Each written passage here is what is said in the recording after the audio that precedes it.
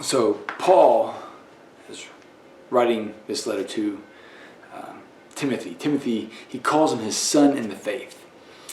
And a lot of times we think about growing in our faith. And we've been talking about how do we grow and take steps to bearing fruit. We always think it's adding, add.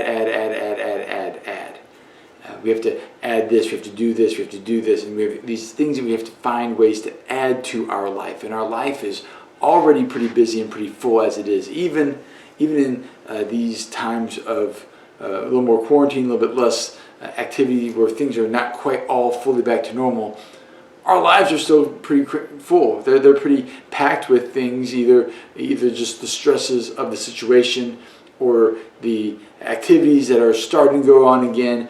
Our calendars and lives are packed, and so to think about adding one more thing sometimes just is difficult for us to consider.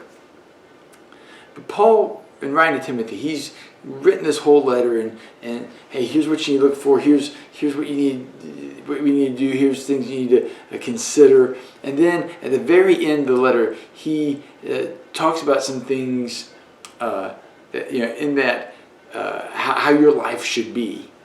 And he says you need to flee from sin. He says flee from all this.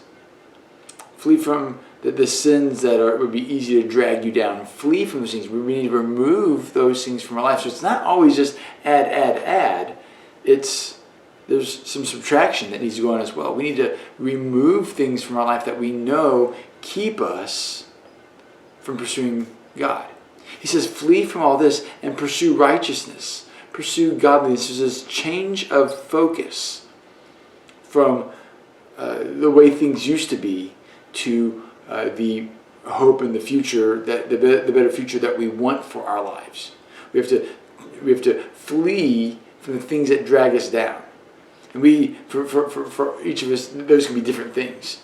And there's certain things that might affect me different than they affect you. But they keep these different things keep us from pursuing a life of faith, from pursuing righteousness, from pursuing the life God has for us. And so we need to flee those. We need to leave those behind.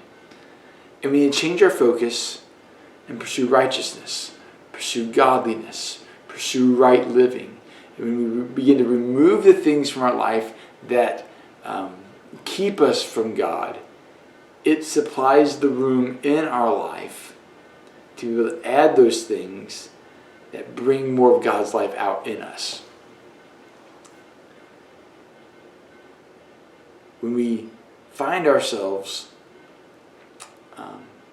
in that difficult spot, when we find ourselves with a life that's not quite adding up the way we want it to, when we find ourselves maybe not happy, not pleased, not experiencing the joy that God desires for us, when we find ourselves in that place, that's where we need to turn to God.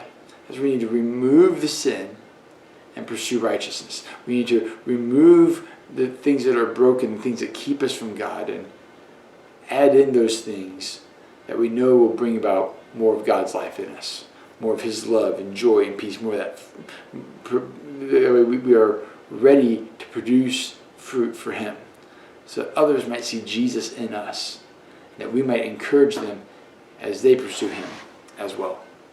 Hey, I love you guys. Hope to see you this weekend. Hope you're having a great day.